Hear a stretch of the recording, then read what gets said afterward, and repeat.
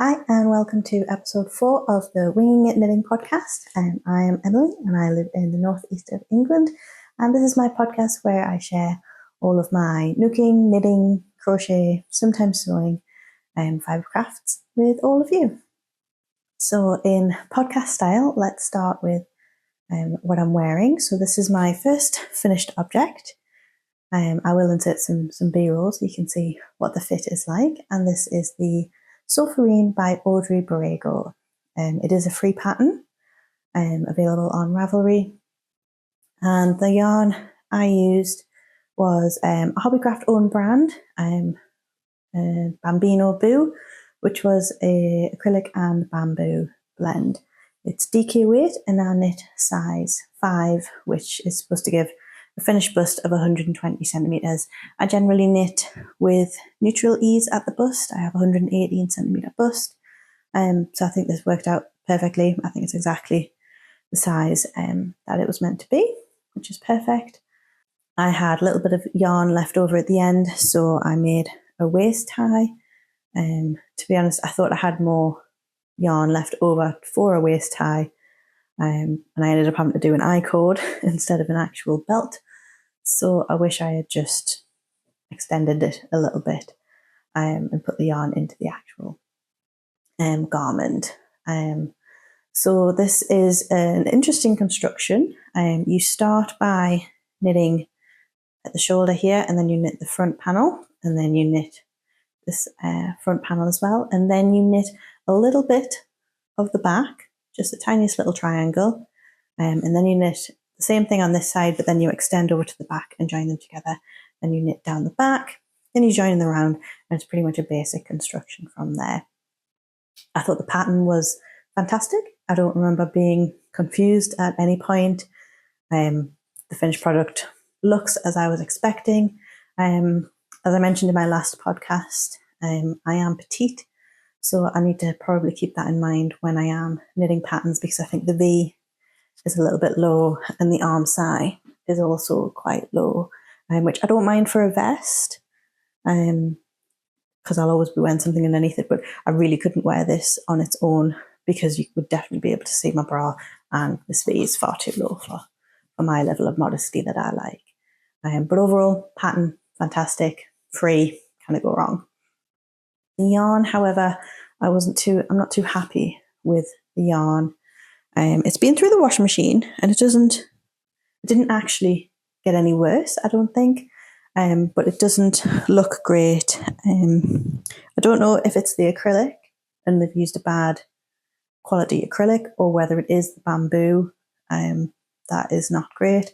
I'm not sure which, but this isn't a yarn I would buy again. I think it looks cheap. It looks like something you would buy in Primark. So that's not something I want when I'm not paying Primark prices for yarn plus pattern. But overall, I like the finished object. I'm not sure how much I'll wear it with the waist tie. You can let me know whether you like it. I'll insert some footage of me wearing it with and without. And it did end up being an awkward length. I did want it to be sort of skirt length, so I could just wear it with leggings underneath, but I ended up not having enough yarn for that. And because I wasn't a fan of the yarn, I didn't want to buy another ball. I think if it had been any other yarn, or I liked the yarn, I would have maybe bought another ball.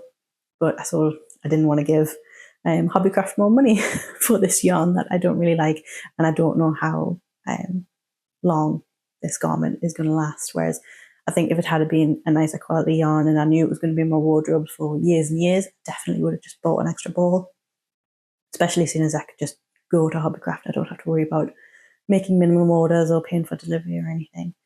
But yeah, I just didn't. Maybe I should have. I don't know.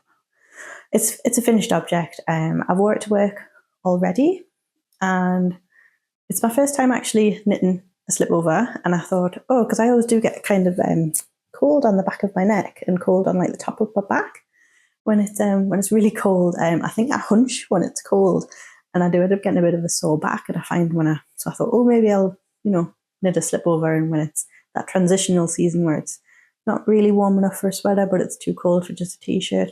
But what I found is actually the coldest part of my body is the top of my arms. So even when I was wearing this at work, even now, I can feel a chill on the top of my arms, which is just mad because they're chunky. You know, you think I've got some fat in there to keep me warm, but no, apparently not. Yeah, so I'm not sure if I'd knit another slip over. I'll see. I'll wear this a couple more times and maybe I'll see what it's like in the spring. But yeah, I'm thinking maybe slip over is not for me. But the nice thing about this pattern is it does come with this option of sleeves. So I think I would probably use this pattern again, but I would take out maybe an inch or two in the straight bits just to lift everything up a bit, and then add some sleeves on. So yes, I think it's a pattern I would knit again. Definitely highly recommend the pattern. Don't recommend the yarn. But that is my first finished object, the Sophorine by Audrey Borrego and the Knitcraft Bambino yarn. So moving on to my next finished object of the month is a weird one. It is what has been called in my house the plant bum warmer, which I made one at Christmas because we have, I'll insert some footage, we have these plants that we bought from Costco. We were not expecting them to be so large. On the pictures that we've seen online, I thought they were going to be like little ones, sort of like the size of the pumpkins I've got back here. I thought they were going to be little tiny little things, but they weren't. They were massive. But you know, they're cute and we love them, so we bought them anyway. And they just sit on the windowsill in our kitchen. Apparently at Christmas they got cold bums on the windowsill, so you know, when we had to knit them a little blanket that they could sit on so they wouldn't get cold bums. And apparently we needed an autumn one as well because apparently it's cold in the kitchen windowsill now. So we have, this one is made with just an acrylic I've had in my stash for a very long time, and the King Cole Forest Aran in Heartwood Forest. I'll just do a zoom in there so you can see. So it's a nice sort of gingham, and it's just crochet. So what I did was, I'll turn around so you can see what it looks like. So I held both yarns and then I dropped the white one for the orange square, held both yarns and just did some floats. And then for the orange, it's the other way. So drop the orange for the white squares. And that gives this sort of ginghamy look, which is super easy. I did end up catching the floats for some of them. I don't know if it's entirely necessary considering it's just going to be sitting on a bench, but if you were doing a hat or gloves or something with this, you can just catch the floats, so I just did it for a few there. But I think it looks nice, nice and tidy. Yeah. So, and although this is a forest Aran, says it's Aran, it's definitely not, because you can even see, if I was to have a look, you can see this is supposed to be an Aran yarn, and you can see how see-through it is. And then the orange is a DK yarn, and you can see how much thicker it is compared to this Aran yarn. So I don't know why they have it labelled as an Aran yarn, because it definitely isn't. I'm not even sure it's DK. I would call it a light DK. But it's an alright colour. I sort of wish I'd done a white. I think it would have made it pop a little bit more. But you know, for a simple project that's going to just have some plants sitting on it to keep the little bums warm, it was fine. It did hurt my hands, I do find, with crochet, especially when I was holding the two colours. It did hurt my hands a little bit, so I would find that I would do maybe one row, maybe two if I could, and then I'd need to take a break. But even then, it still only took me maybe a week to do this. So yeah, that is my autumn plant bum warmer, as it is lovely named on Ravelry. Yeah, but I think it would make quite a nice scarf or a hat if this was a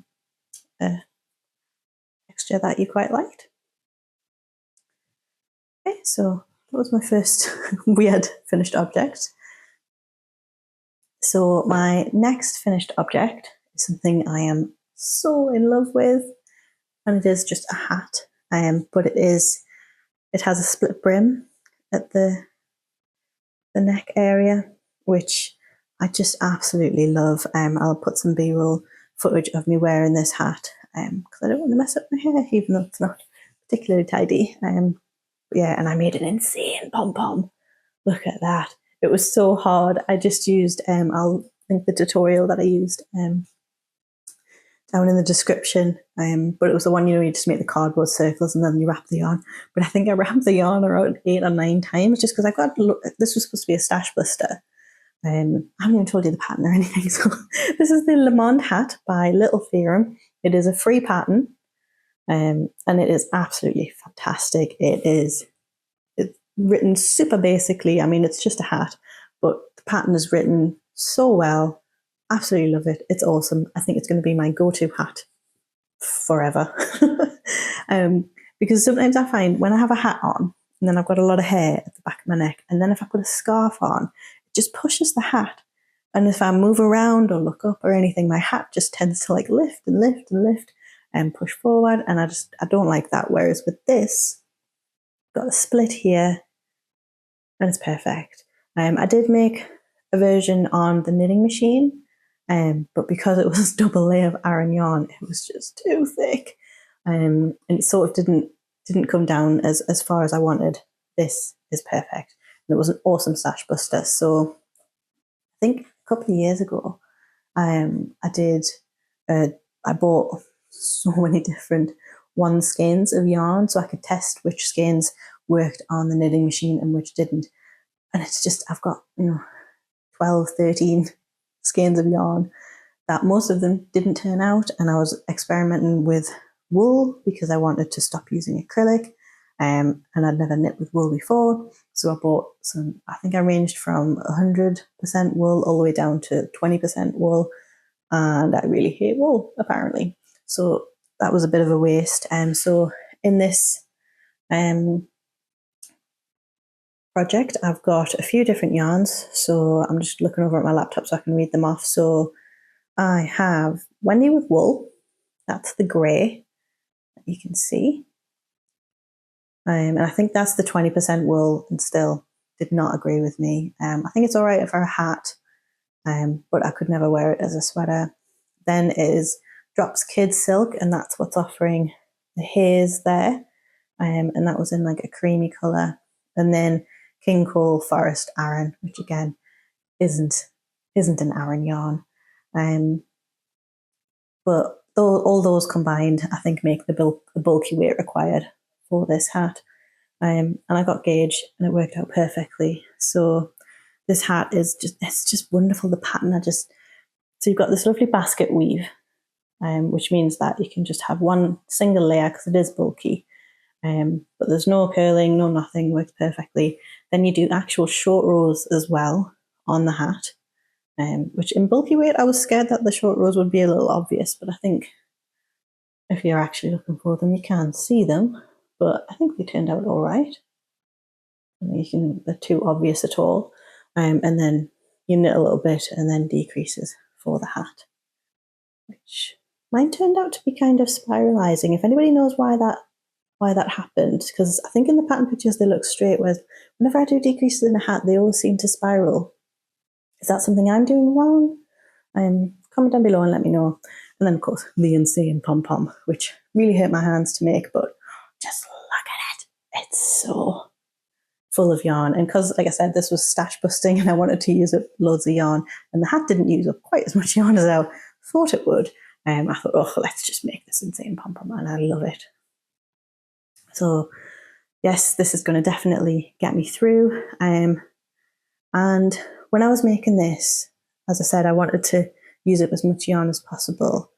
And so I did a couple of different swatches with different yarn. And what I really wanted out of this was I wanted it to be windproof. Because where I live in the northeast of England, it's very, very windy. And it really hurts my ears when it gets windy. So that's another thing with hats. A lot of the times as the brim, it'll move up and then the wind gets into my ears. So I really wanted this to be windproof. So what I did with my swatch was I knit it with, which yarn did I drop? I made this a month ago. I'm sorry, I can't really remember. I think I dropped the kid silk. I think I did it with and without the kid silk. And what I did was I held the swatch up to my ear and turned the fan on to see if I could feel the wind.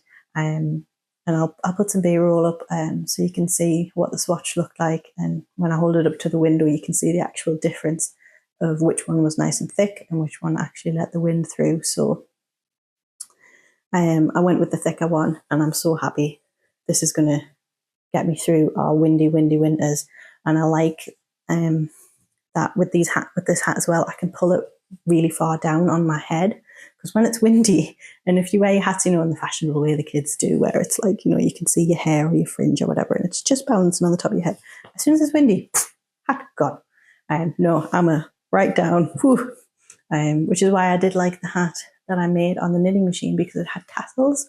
So what I would sometimes do is I would hold the tassels, and it would keep my hat on my head, but it would also pull it tighter into my ears to keep me nice and warm. But I think this will be fine. I haven't had a chance to wear it in any really windy weather yet, but I have no doubts that this will stay on my head, because it's got a good amount of negative ease. So can't recommend the pattern enough. Brilliantly written, brilliantly designed, just perfect. So that's the Lomond Hat by littletheorem. Highly, highly recommend. Moving on to whips, and pretty much the only whip that I've been working on for the last week or two has been my Rosie Sweater.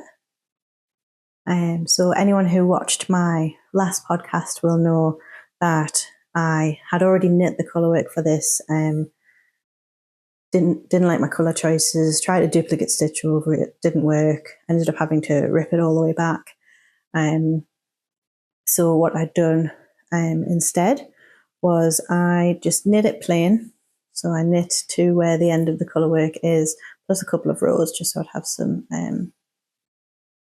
something to grab onto. And then this is actually all duplicate stitch. It isn't colourwork at all. And because I was able to do it with duplicate stitch, my roses are all actually different colours, if you can tell. So it's sort of a little bit of a stash buster. And I also wanted it to look a little bit more natural. So it looks a little bit more real, because, if you had a bunch of roses in the wild, there would be different sort of shades. So I've got my pink glittery ones here. Also, I didn't think I'd have enough of white, did I say pink? White glittery. I don't think I'd have enough of this to actually do all of the roses. So what I originally planned was to do all of my roses in this white glittery yarn, and then I was going to use some green drop spell that I had for the vines and the leaves. And I did do a little bit of that. I'll insert a picture of what it looked like, but I thought it was just a little bit too light. And you could see it when you were standing like up close, but from far away, you really couldn't see the green at all. So it just looked like loads of floating roses' heads. And the joy of duplicate stitch was, didn't like it, so I ripped it. Just unstitched it all. And I wanted a darker green. And buying online, what I got, it's too dark. I think it's too dark. I mean, it's growing on me the more that I look at it. But I think I would have preferred something in the middle, but I'm not going to buy more yarn to have it maybe not be the right colour. I really wish there was more yarn shops that I could go to around here and actually buy some yarn in person, but there isn't. So online it is. So it's this bottle green. I'll put the name of the yarn on the screen. I think it was £1. It was just really cheap acrylic, because I really don't care when it's just going to be colour work.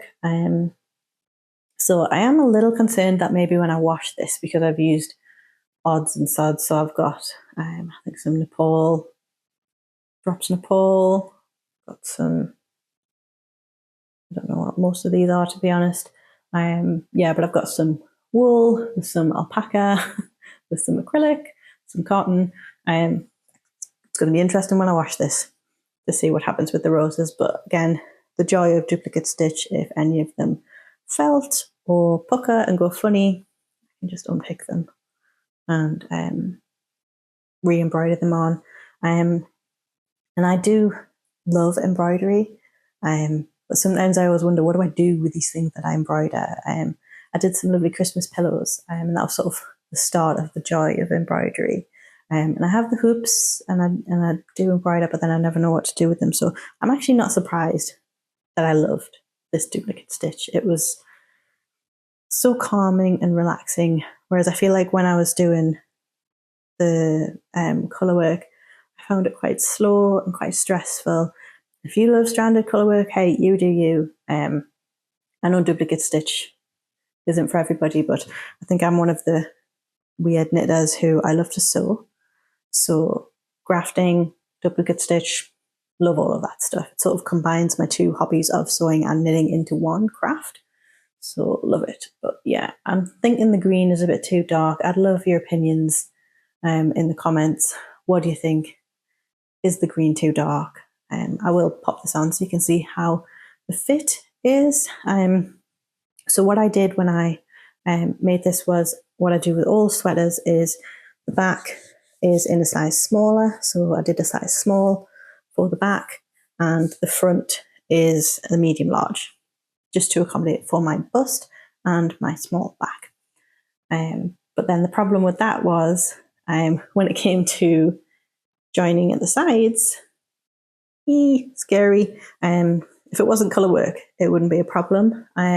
So I pretty much had to look at the charts and see what the roses would look like at the end of the front and what the roses would look like at the end of the back, and sort of make up some sort of continuous pattern that would work.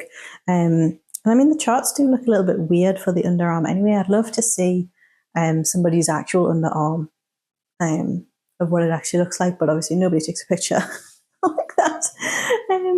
You never get to see the underarm anyway, so I don't know if I should have been bothered about what it would look like, but I did end up making my own chart, and I ended up having to cast on quite a few more stitches than what Lynette recommended in the underarm.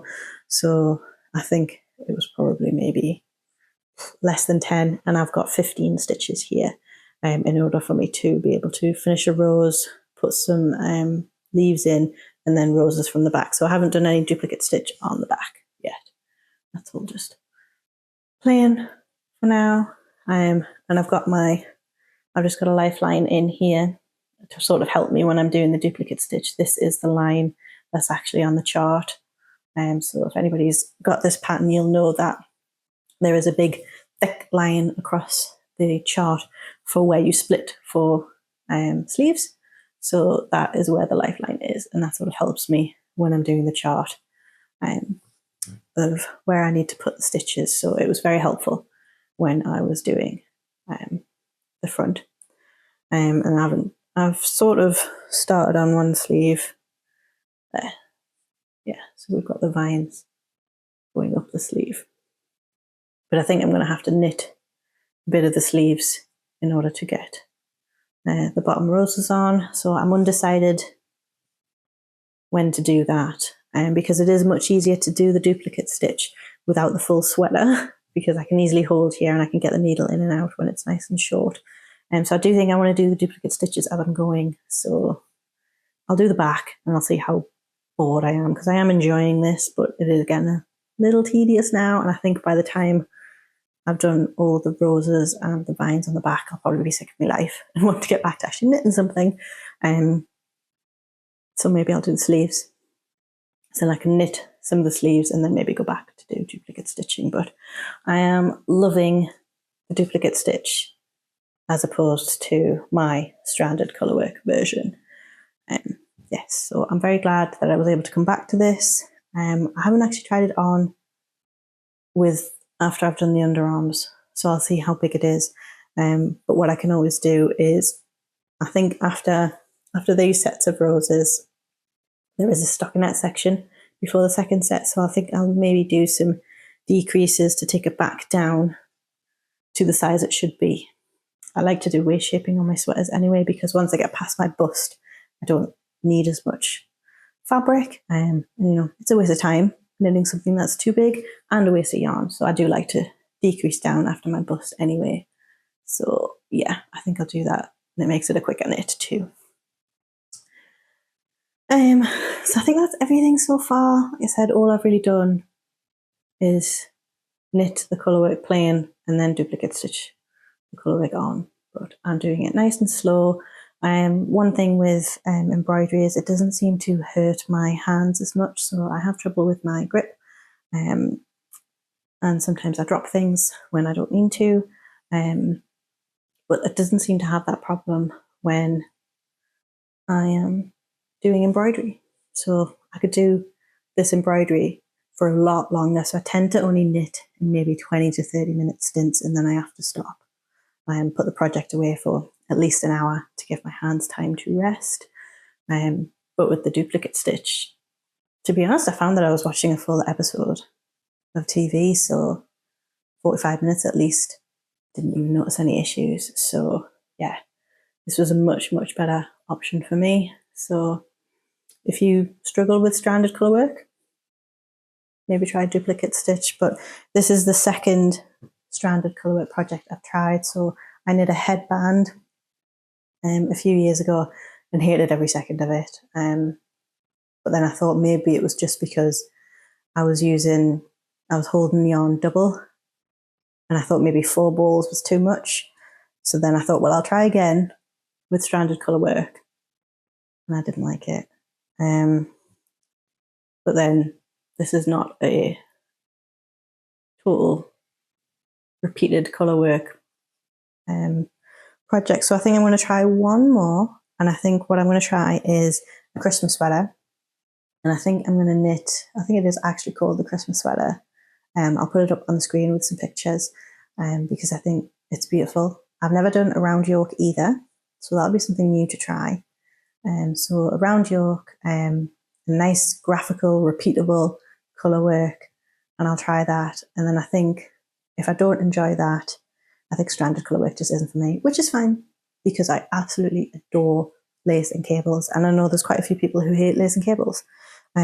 So each their own. But I'll try a Christmas sweater.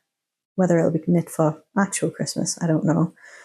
Because I do have another project that I want to knit. So let's move on to that. But that was the Rosie Sweater by Knit. And this yarn is King Cole Finesse in Rose, which is my absolute favourite yarn in the world. Okay, so my next project is going to be the Mira Sweater from K-pop Demon Hunters. I'll put some pictures on. I know everybody loves the panda one with the paws, but when I seen this cable sweater that she was wearing, oh, love it, want it, need it. I was been living rent-free in my brain, as the kids say. So what I've done is I've got, again, King Cole Finesse in, what colour is this? Cream. And I've got 9 balls of this. I absolutely love this yarn so much. It's soft. It's cotton, but it's got silk in it. Absolutely love it. It washes perfectly. It dries perfectly. I chuck stuff in the tumble dryer and it comes out absolutely fine. Love it. Absolutely love this yarn. So I've got that, and then I have this, which is the ball of unknown origins. I have no idea where I bought this from, so I've probably had this for 10, 20 years. Don't remember buying it. And this is the yarn that I used for the plant bum warmer. And this is, I say it's all I have left, but it's a pretty, I have no idea how big this ball was to begin with. So I'm going to use this for the neckband, cuffs, and is the hem. I think the hem is orange as well. So this sweater has some lovely, really thick cabling design, but it's like flat cables. So they're not, it's not actually like taking, 3 stitches and crossing them, because that creates quite a 3D cable. These are flat cables. And I've seen 2 different techniques of how to do these. So in one technique, I'll put the video down below. It's actually just crossing one stitch, and then one stitch the other way. But then there is also another way where you do a decrease, just knit as normal, and then an increase, and then knit, and then it's just slanted. I'll put the picture on the screen of what I've seen. So I'm going to swatch for both and and see which looks better, which is easiest to do. I have a sneaking suspicion that the more complicated one is going to look better, but that's fine. And I think I'm just going to freestyle. It looks like a drop shoulder, but she does look like she has a seam here, which I'm not going to do. I think I'm more about it being inspired by, because, you know, it is something that's been drawn, so it might not technically be possible anyway to knit exactly as she's done, because it does look like it's a drop shoulder, but then it looks like it has decreases, which might be interesting to try, or whether I do a purl stitch so it looks like a fake seam. That could be something to try. Yeah, but I think I'm just going to freestyle a drop shoulder. Whether I'll use a pattern as a base, I'm not sure. I'll probably just make something up. And I think I might try, so I discussed in my last video that this was my first time doing the short rows instead of the increases. So the increases gives you that line of stitches, whereas this is a bit more of a seamless, if my short rows were better, a seamless go from front to back. So I think I might try and do this technique of drop shoulder just myself, but not do it into the cast on row, which is what caused all this ugliness. So yeah, maybe I'll try that. Maybe use this as a base. But I don't think this bit matches what I'm thinking of. But yeah, we'll see. Or maybe I'll try something completely different type of drop shoulder. And maybe instead of increases. I always thought I knit a lot of flat pieces and seamed sweaters. And a common way of doing it when you do it flat is you knit all the way up, then you do a sloped bind off, and then that creates the shoulder curve. I wonder if you could do a sloped cast on. So I'd still like to do it top down. That might be something to experiment with. I think I'll experiment with that as well. So I'll swatch with the two different types of flat cables, or I think they're called faux cables or mock cables, but I mean, it looks like a cable. But yeah, I think they're called mock cables. So I'll experiment with the two different techniques for that. And I think I might experiment with a sloped sloped cast on, and see if I can do something that way. Because again, this is a cotton yarn, so stitch definition is very strong, which I'm going to like for the cables because they look very good. But it also means things like short rows and increases and decreases do show up a lot as well. Yeah, so short rows might not be an option, but I do want a bit of a cleaner look. I'll have a think about it and I'll have some experimentation. So I might have a lot of updates for you for the next podcast. But that's pretty much everything I've been working on. I have done a couple of rows on my lilac cardigan, but not enough to bother talking about or showing you any differences. It's maybe an extra centimetre or two longer, that's it. Haven't done anything with my cabled air sweater on the knitting machine, but I do plan on doing that at some point. Also, because I've been wearing a lot of my own knits recently, I've been trying to force myself to wear my own stuff rather than store-bought things. And because I only knit V-necks, because that's what I think looks best on my frame, I am finding that the scarves I have, which I have a lot of just long normal scarves or infinity scarves, they're not covering my chest as much as I would like. So I'm thinking triangle scarf or shawl. I don't know. At what point does a shawl become a shawlette? Yeah, but I'm thinking triangle, scarf, shawl thing. And I think I might just whack that out on the central knitting machine, just so I have one now for when it's all cold. But then I'm also thinking up ideas of edgings on that. So I think the nice thing about a V is when you pull it around is you can have some nice edging on that, or some beautiful increases and decreases up the front. So I think I might be coming into my shawl era as well. I am also finding that when I'm sitting in bed knitting, and I have the duvet up, I do get cold shoulders, so I think I need to embrace the granny chic with the shawl over my shoulders when I'm sitting in bed. So that's at least 2 shawls that I need. One for when I'm wearing my coat outside, and then another one for when I'm sitting in bed. So, but I have so many whips already. Do I need more? Probably not. Am I going to? Yes, probably. Right, okay, so I think that's everything. It's probably a bit of a short episode, but thank you very much for watching. Subscribe if you want to see anything else that I've talked about. I'd love to chat with you in the comments, so please leave a comment and please be kind. And I'll see you in the next one. Bye bye.